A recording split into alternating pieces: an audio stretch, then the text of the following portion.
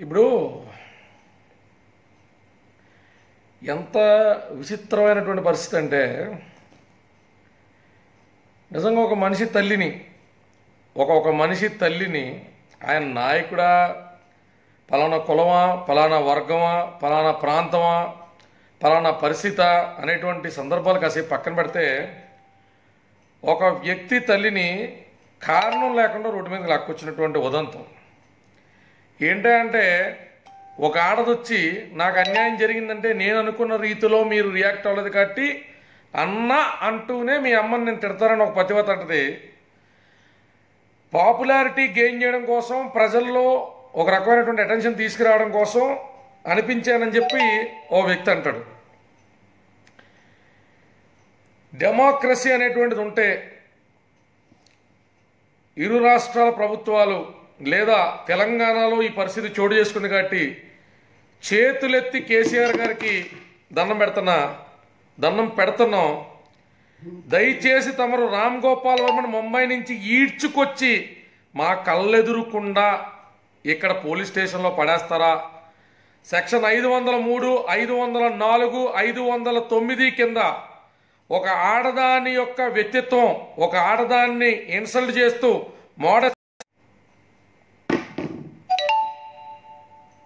ఒక ఆడదాని మోడెస్టీని కించపరిచే ప్రయత్నం ఏదైతే చేశారో దాన్ని ఖచ్చితంగా డెమోక్రటిక్ వేలో రేపటి నుంచి ఎవరో కూడా, ఏ కార్యకర్త కూడా పవన్ కళ్యాణ్ గారి తల్లిని, చిరంజీవి గారి తల్లిని, నాగబాబు గారు తల్లిని అన్నారని చెప్పి మన పార్టీ కార్యకర్త ఎవడో కూడా రోడ్డెక్కద్దు.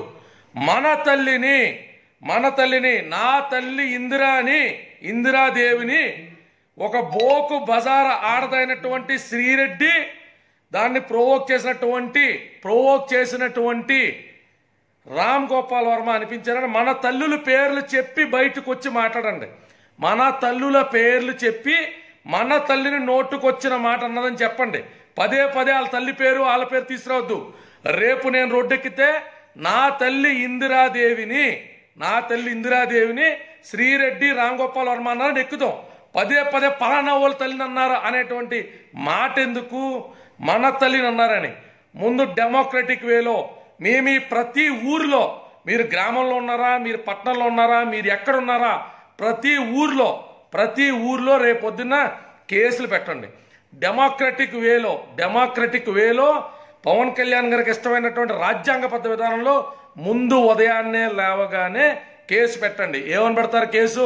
నా తల్లిని, రేపొద్దున నేను రాస్తున్నా, శంకర కళ్యాణ్ దిలీప్ అనబడే నేను నా తల్లి శంకర ఇందిరాదేవిని శ్రీరెడ్డి అనబడేటువంటి ఒక ఆడది రామ్ గోపాల్ వర్మ అకారణంగా దుర్భాషలాడారు అని చెప్పి నేను రేపు కేసు పెడుతున్నా. అలాగే నా నాయకుడు యొక్క తల్లిని కూడా దుర్భాషలాడారనేటువంటి కేసు పెడుతున్నా. నా తల్లి నా పేరు రాసుకుంటూనే నాయకుడు అతని తల్లిని కించపరిచిన విధానం గురించి రేపు డెమోక్రటిక్ వేలో ముందుగా రాష్ట్రం మొత్తంలో కూడా కేసులు పెట్టండి. పెట్టిన తదుపరి కార్యాచరణ ఏం చేయాలన్నది నేను చెప్తా. మర్యాదగా రాష్ట్ర ప్రభుత్వాలు స్పందించి ఇలాంటి వ్యక్తుల్ని యథేచ్ఛగా ప్రజల మధ్యలో వదిలేయకుండా తీసుకొచ్చి బొక్కలో దొయ్యకపోతే రోజుకో రకమైనటువంటి నిరసనతో ఖచ్చితంగా రాష్ట్రంలో పరిస్థితులు మాత్రం తారుమారు చేసేటువంటి పరిస్థితి అయితే ఉన్నది. స్పెషల్ స్టేటస్ ఉద్యమం గురించి పోరాడతాం, మా ఆత్మాభిమానం గురించి కూడా పోరాడతాం. మా ఆత్మాభిమానాన్ని మేము నిలుపుకోలేను. రేపొద్దున ప్రజలకి పాలకులే సేవకుల కింద పని చేస్తామంటే కుదరదు. ఖచ్చితంగా అకారణంగా, అది మా ఇంట్లో ఆడదైనా మీ ఇంట్లో ఆడదైనా ఎవరినైనా అకారణంగా రోడ్డు మీదకి లాగేటువంటి రామ్ గోపాల్ వర్మ లాంటి ఉన్మాదుల్ని బొక్కలోకి తీసుకొచ్చి తోస్తారా? తొయ్యకపోతే మొట్టమొదటిగా నేనే పెట్రోల్లో చచ్చిపోతా. ఇది జరగకపోతే నేను సగం మేసంగించి తిరుగుతా. మర్యాదగా అనుకున్నటువంటి టైంలో పెట్టినటువంటి క్రిమినల్ ఛార్జెస్కి అనుగుణంగా రామ్ గోపాల్ వర్మకి అతన్ని ముంబై నుంచి తీసుకొచ్చి పోలీసులను అప్పగించమని చెప్పి రేపొద్దున తెలంగాణ పోలీసులు గనక చర్యలు తీసుకొని ఎడల రోజుకొకళ్ళని చచ్చిపోతాం. ఇది మాత్రం ఖచ్చితంగా చెప్తున్నాం. ఎందుకంటే ప్రజాస్వామ్యబద్ధంగా ప్రజలకు సేవ చేయడానికి ముందరకు వచ్చాం. ప్రజాస్వామ్యబద్ధంగా ప్రజా సమస్యల పోరాటం ముందరకు వచ్చాం. ఎవడ వ్యాపారాలు ఆడుకున్నా, ఎవడ వృత్తులు ఆడుకున్నా ఒక నాయకుడిని, అతని వ్యక్తిత్వాన్ని నమ్మి ముందరకు వచ్చాం. ఇవాళ నాయకుడితో కలిపి ప్రాణాలు పరంగా పెట్టి ఇవాళ ప్రజల కోసం పనిచేయడానికి చిత్తశుద్ధితో ఉన్నాం. కుట్టిన రాజకీయాలు ఎదుర్కోవడానికి సిద్ధంగా ఉన్నాం. కానీ ఇంట్లో ఆడవాళ్ళ టాపిక్లు ఎందుకు? ఇంట్లో ఆడవాళ్ళు డిస్కషన్లు ఎందుకు? ఇవాళ దీని మీద గనక ప్రభుత్వాలు గనక చిత్తశుద్ధి కనపరిచి రామ్ గోపాల్ వర్మను శాంతియుతంగా తీసుకొచ్చి ఎక్కడ కోర్టు ముందు గనక నుంచోబెట్టకపోతే, ఇదే హైదరాబాద్లో నుంచోబెట్టకపోతే జరిగేటువంటి పరిణామాల గురించి ఎవరు చెప్పినా ఆగేటువంటి ముచ్చట లేదు, క్వశ్చన్ లేదు, డిస్కషన్ లేదు. ఎంత కమిటెడ్గా అయితే ఇవాళ మా నాయకుడికి కానీ ఇవాళ ఆడదానికి కానీ సంబంధం లేనటువంటి తల్లికి జరిగినటువంటి అన్యాయం గురించి మేము పోరాడుతున్నామో అంతే సిన్సియర్గా ప్రత్యేక హోదా ఉద్యమం వచ్చేదాకా కూడా రాష్ట్రంలో మేము పోరాడతాం. మేము రాష్ట్ర ప్రజల కోసం ప్రత్యేక హోదా ఉద్యమం గురించి ప్రతి జనసేన కార్యకర్త సమిధై ఖచ్చితంగా మేము పోరాడతాం. మేము మీకు ఈ మాట ఇస్తున్నాం, మీరు మాకు ఒక్క సాయం చేయండి. ఒక తప్పుడు నా కొడుకుని ఆడ మాటను, ఒక తప్పుడు ఆడదాన్ని తీసుకొచ్చి న్యాయబద్ధంగా కోర్టుల ముందు నుంచే పెట్టేటువంటి మా పోరాటంలో మాకు దయచేసి సహకరించండి. ఇటు తెలంగాణ ప్రజలు కానీ ఇటు ఆంధ్ర ప్రజలు కానీ మేము న్యాయబద్ధమైన కోరిక మాడుతున్నాం. మేము ఎక్కడ మా బల ప్రదర్శన చేసేటువంటి ఉద్దేశం కూడా చూపించట్లా. మేము బలవంతులం కాదు, మేము బలహీనం. మాకు అధికారం లేదు, అధికార దర్పం లేదు, మాకు ఎమ్మెల్యేలు లేరు, మాకు ఎంపీలు లేరు, ఉన్నదల్లా ప్రజాబలం. మమ్మల్ని మా ఇంట్లో ఆడవాళ్ళు ఈ రకమైన మాటలు మాట్లాడుతున్నా కూడా ఇంకా చావ తెచ్చిపోయి చూడాలా, కూర్చోవాలంటే ఇది ఎవరికి న్యాయం కాదు.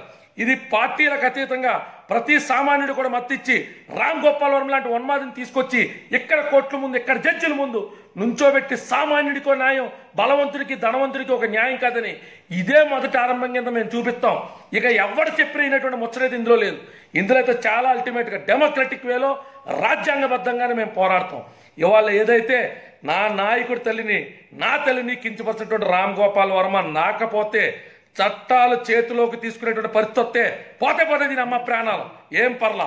చట్టాలు చేతిలో తీసుకునేటువంటి పరిస్థితి రాకుండా ఇప్పటికీ జ్యుడిషియరీ మీద నమ్మకంతో, కాన్స్టిట్యూషన్ మీద నమ్మకంతో అతని మీద 503, 504, 509 ఇతర సెక్షన్ల కింద రామ్ గోపాల్ వర్మ మీద, శ్రీరెడ్డి మీద కేసులు నమోదు చేసి రామ్ గోపాల్ వర్మను గనక హైదరాబాద్ పోలీసు వారు ఇక్కడికి తీసుకురాపోతే ఖచ్చితంగా కోల్పోయే ప్రతి ప్రాణానికి మేము ప్రాణాల పిరుకోలం కాటి ప్రాణత్యాగం చేయట్లా. మా నాయకుడు ఒక ఆత్మగౌరవాన్ని, మా ఆత్మగౌరవాన్ని, మా ఆడవాళ్ళ ఆత్మగౌరవాన్ని కాపాడలేరలో మేము లీడర్లే రేపొద్దున్న జనాలకి న్యాయం చేస్తామంటే మా మనస్సాక్షి, మా అంతరాత్మ ఒప్పుకోట్లా. మాకు జరిగిన అన్యాయం గురించి మేము పోరాడతాం. ఖచ్చితంగా మాకు ప్రజలు సహకరించి ఆశీర్వదించి ఒక దోషిని తీసుకొచ్చి ఇక్కడ కోర్టుల ముందు సుమోటోగా అతను ఒప్పుకున్నాడు, అతని వీడియోలో తీసుకొచ్చి నుంచోబెడితే ఏ ప్రజలైతే మాకు సహకరించారో రామ్ గోపాల్ వర్మని కానీ శ్రీరెడ్డిని కానీ అరెస్ట్ చేసి ముద్దాల కింద కోర్టుల నుంచి పెట్టడానికి అదే ప్రజల కోసం ఆఖరి శ్వాస దాకా పోరాడేటువంటి బాధ్యత ప్రతి జనసేన కార్యకర్తది అవుతుంది. మాకు ఈ ఒక్క సాయం చేయండి దయచేసి. ఇరు తెలుగు రాష్ట్రాల ప్రజల్ని కూడా చేతులు జోడించి వినియోగించుకుంటాం. మా గొడవలో, హర్తాల్లో, హల్చల్లో, అల్లర్లు చేసే ఉద్దేశం మాకు లేదు. ప్రజా జీవితాన్ని స్తమేపు చేసే ఉద్దేశం మాకు లేదు. మీరు మాకు సహకరించారా? ప్రభుత్వం సహకరించలేదా? మేమే లీటర్ పెట్రోల్ తెచ్చుకుని మా నెత్తిమే పోసుకుని తయారు చచ్చిపోతాం. ఇది మాత్రం పక్కా చేసి చూపిస్తాం. మేము క్లియర్ చెప్తున్నాం. అయ్యా కేసీఆర్ గారు, మీ యొక్క పరిపాలన పట్ల చాలా నిబద్ధతతో మీరు కరెంట్ లేకపోతే కరెంట్ను కూడా అడ్జస్ట్ చేశారని చాలా విషయాల్లో పవన్ కళ్యాణ్ గారు ప్రశంసలు ఆడారు.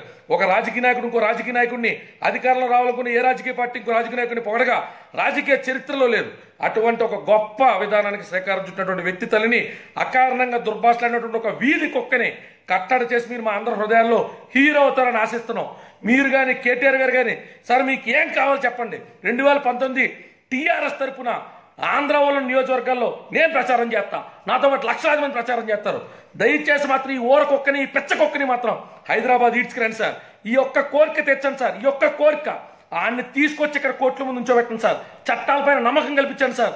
యువకులు చట్టాలను చేతిలో తీసుకునే పరిస్థితి తీసుకురాకండి సార్. దయచేసి లక్షలాది మంది, కోట్లాది మంది ఎవరైతే ఈ ఉదంతాన్ని, ఈ ఘట్టాన్ని చూస్తున్నారో దయచేసి మా అందరికీ చట్టాల మీద నమ్మకం కల్పించండి సార్. చట్టాలు చేతిలో తీసుకోవడం నిమిషాలు టైం పడుతుంది సార్, నిమిషాలు. మీరు ఆ పిచ్చగొక్కని తీసుకొచ్చి కోర్టుల ముందు ఉంచోబెడతారా? లేదా అదే పిచ్చగొక్కని మేము వేటాడుతూ మొదలు పెడితే మా భవిష్యత్తులు పోయినా, మా జీవితాలు పోయినా, మా కుటుంబాలు రోడ్డు మీదకి వచ్చినా మీరందరూ వైట్ అండ్ వైట్లు వేసుకుని ఎర్రబొక్క కారులు అలాగే తిరుగుతూ ఉంటాం. మాకు కాదే పవన్ కళ్యాణ్ జరిగింది అనుకుంటే రేపొద్దున మీ ఇంట్లో కూడా ఇదే పరిస్థితి వస్తుంది సార్. యథేచ్ఛగా విశృంఖలత్వంగా విచ్చలవిడిగా తిరుగుతున్నటువంటి స్వైర వ్యవహారం చేస్తున్నటువంటి ఆ పెచ్చకొక్కని రామ్ గోపాల్ వర్మ గారిని ముంబై నుంచి తెలంగాణకి ఈడ్చుకెళ్ళండి సార్. కోర్టుల ముందు ఉంచోబెట్టండి సార్. వాడు చేసింది చట్టరీత్యా చట్టపరిధిలో నేరమే కదా సార్. నేరానికి ప్రోవోక్ చేస్తే కూడా నేరమే కదా సార్. ఆడి ఇంటెన్షను, ఆడి ఇంటిమిడేషను, ఆడి ఇన్సల్ట్కి ఆడి సమాధానం చెప్పి తీరాలి సార్. ఆడి సమాధానం చెప్పి తీరాలి సార్. రాజకీయాలు చేయాలంటే, రాజకీయ కుట్రలు చేయాలంటే ప్రతి కుట్రకి మా క్యాండిడేట్ని, మా సెలక్షన్ని, మా ఎలక్షన్ అవమానించండి సార్. మా క్యాండిడేట్ని, మా సెలక్షన్ని మీరు ఏదో చేయండి సార్. మీరు కొనేయండి సార్. మీరు క్యాండిడేట్ల రాజకీయాలు ఏం చేస్తారో ఏం చేయండి సార్. మేము దాని గురించి ఏం మాట్లాడలేదు కదా సార్. ఇంకా రాజకీయ అరంగేట్రమే చేయకుండా బాలారిష్టాలకి అన్ని రకాలుగా సిద్ధపడితే ఒక నాయకుడి యొక్క మనసుని తూట్లు పొడిచి ఇవాళ ఇంకా మమ్మల్ని మీరు కామగా ఉండమంటే అది ఏ రకంగానూ భావ్యం కాదు సార్, అది ఏ రకంగానూ భావ్యం కాదు. అందుకు నేను 50 మంది ప్రజానీకానికి కూడా తెలియజేసుకున్నది ఏంటంటే, మేము న్యాయబద్ధమైన పోరాటానికి ఇప్పటికీ చట్టాన్ని చేతుల్లో తీసుకున్నటువంటి పరిస్థితులకి మేము లోబడట్లా. బాధ్యతాయుతమైన పార్టీ కార్యకర్తల కింద బాధ్యతాయుతమైన విధానంలో రాజ్యాంగబద్ధంగానే ఒక దోషిని తీసుకొచ్చి న్యాయమూర్తి ముందు నుంచోబెట్టమని అడుగుతున్నాం. మేము చేతులు జోడించి అర్థింతున్నాం, న్యాయమూర్తి ముందు నుంచోబెట్టండి. మాకు నల్ల బ్యాడ్జీలు కట్టుకుని నిరసన చేసే ఓపిక లేదు సార్, మాకు ఆయన కోసం రోడ్లు రాస్తారోకాలు చేసే ఓపిక లేదు సార్. తెలంగాణ గవర్నమెంట్లో ఏ కష్టంతో అయితే మీరు ప్రభుత్వాన్ని సాధించుకుంటూ వచ్చి ఇవాళ మీరు ప్రభుత్వాన్ని నడుపుకుంటూ ఉన్నారో, మీ ప్రభుత్వానికి ఆటంకం కల్పించే ఉద్దేశం లేదు సార్. ప్రజాక్షేత్రంలో పొద్దున్న లేకపోతే ఎవడు బిజీలో ఆఫీసుకి వెళ్ళేటువంటి ఏ వ్యక్తిని ఇబ్బంది పెట్టే ఉద్దేశం లేదు సార్. మేము నిస్సహాయం కనుక మాకు చట్టాలు అండంగా లేకపోతే మేము ఇతర సామాన్యులు ఇబ్బంది పెట్టేటువంటి పాలసీలు ఉన్నటువంటి నాయకుడు అనుచరులు కాదు కాబట్టి, ఇబ్బంది పెట్టం కాబట్టి మేము మమ్మల్ని మేము శిక్షించుకుంటాం. ఇలాంటి రాష్ట్రాల్లో బతుకుతున్న మమ్మల్ని మేము శిక్షించుకుంటాం. 72 గంటల్లో రామ్ గోపాల్ వర్మ మీద చర్యలు తీసుకునేటువంటి ఉద్దేశంలో గనక రాష్ట్ర ప్రభుత్వాలు లేకపోతే ఖచ్చితంగా దీన్ని మాత్రం నేషనల్ ఇష్యూ చేస్తాం సార్. మా నాయకుడు యొక్క ఆత్మాభిమానం దెబ్బతిన్న తర్వాత ఆయన ఆత్మాభిమానాన్నే కాపాడుకోలేనటువంటి మేము రేపు ప్రజలకి లీడర్లై మాత్రం మేము ఏలలేం. ఆ రకమైన ఆలోచనతో అతి ఊహతో ఆ చేతకంతనంతో మేమైతే బతకలేము సార్. దానికంటే ఇంత విషం తినో ఇంత పెట్రోల్ పోసుకునో ఊరేసుకుని చచ్చిపోవడం మేలని నేను వ్యక్తిగతంగా భావిస్తున్నా. నాకు ఎవరిని రెచ్చగొట్టేటువంటి ఉద్దేశం లేదు. నేనైతే మాత్రం రేపు నాకు 12 తర్వాత నేను ఖచ్చితంగా రోడ్డు మీదకి వస్తా. ఏ మీడియా ఛానల్స్ అయితే అనైతికంగా ఒకరి తల్లిని ఒకళ్ళు అంటే మీకు అది ప్రోగ్రామా, మీకు అది టీఆర్పీయా, ఒక్క ఛానల్ డిబేట్లో కూడా నేను ఈసారి వెళ్ళకపోవడానికి కారణం అది. సిగ్గు లేకుండా ఏమని చెప్పాలి, ఏమని మాట్లాడాలి పదే. నిన్న నాగబాబు గారు స్పష్టంగా చెప్పారా, దీని మీద డిబేట్లు పెట్టద్దు, దీని మీద చర్చలు పెట్టద్దని. సిగ్గు శరం మానవ అభిమానం ఏమన్నా ఉందా? నోట్లో బూతులు తన్నుకొస్తున్న నాయకుడికి ఇచ్చిన మాట మేరకు ఒక్క బూతు లేకుండా దాకా నుంచి ఆవేశాన్ని స్ట్రీమ్ లైన్ చేసుకుని మాట్లాడుతున్నా, ఒక్క బూతు లేకుండా. ఏందది? నిన్న నాగబాబు గారు స్పష్టంగా దీని మీద డిబేట్లు పెట్టద్దు, కొనసాగింపు చేయొద్దని చెప్పారా? నిన్న సాయంత్రం నుంచి ఛానల్ చేసిన ప్రోగ్రాములు 18 ప్రోగ్రాములు, ప్రముఖ ఛానల్స్ అన్నీ కలిసి చేసిన 21 ప్రోగ్రాములు. ఏంటండి ఇది? మీ ఇంట్లో ఆడవాళ్ళు పదిలంగా ఉండాలా? మేము ప్రజాసేవ చేస్తామని వచ్చిన పాపను మమ్మల్ని రోడ్ల మీద తీసుకొచ్చేస్తారా? మెగా కుటుంబం చేసినటువంటి ద్రోహం ఏంటండి? మెగా కుటుంబం చేసిన నష్టం ఏంటండి? మొగల్తూ టు మెగాస్టార్ అయ్యే ప్రయాణంలో చిరంజీవి గారు ఎవరిని మోసగించారండి? చిరంజీవి గారు ఎవరిని నాశనం చేశారండి? తన కష్టం కష్టే ఫలి అనేటువంటి సిద్ధాంతంతో తన కష్టపడి మెట్టు పెట్టుకుని ఒక స్థాయికి వచ్చి అదే కుటుంబం నుంచి సూపర్ స్టార్లని, పవర్ స్టార్లని, నెంబర్ 1 వాళ్ళని అందరినీ కూడా మనకు అందించి వేలాది మందికి పేపర్ బాయ్ కాంచి ప్రొడ్యూసర్ దాకా అన్నం నోట్లోకి వెళ్తానికి కారణమైనటువంటి వ్యక్తుల్ని వాళ్ళ రాజకీయాలు చేస్తే టికెట్లు అమ్ముకున్నారంటారా? మీరందరూ ఫ్రీగా బీఫామ్లు ఇస్తున్నారా? పార్టీ ఫండ్లు తీసుకోకుండానే టీడీపీ, టీఆర్ఎస్, వైసీపీ అందరూ పార్టీ ఫండ్లు తీసుకోకుండానే మీరు బీఫామ్లు ఇస్తున్నారా? క్యాపిటల్ మొబిలైజేషన్ ఏ పార్టీలోనే లేదా? ఎక్కడ జరిగిన వింతలన్నీ ప్రజారాజ్యంలోనే జరిగినాయా?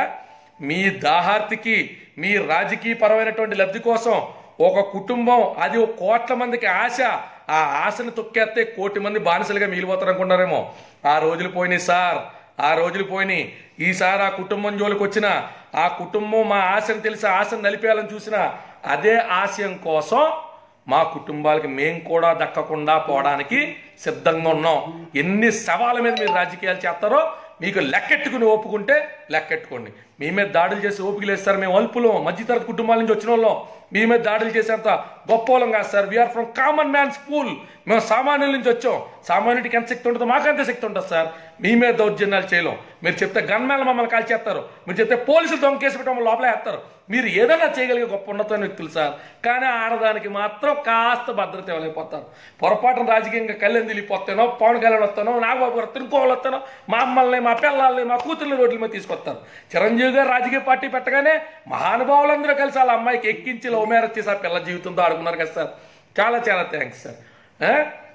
ఇంకొక అమ్మాయి పెళ్లి చేసుకుని శుభ్రంగా చెన్నైలో ఉంటే అత్తోరితో మాంగారాలతో విభేదాలు వచ్చేటట్టు దొంగ రైడ్లు చేపిస్తారా? అన్నీ మీకే చెల్లుబాటు సార్. భగవంతుడు ఏటేళ్ళగాలి మీ అయిపోయి ఉంటాడు అనుకోకండి సార్. ఖచ్చితంగా సామాన్యులైన మా అయిపోయి కూడా రోజు వస్తాడు సార్.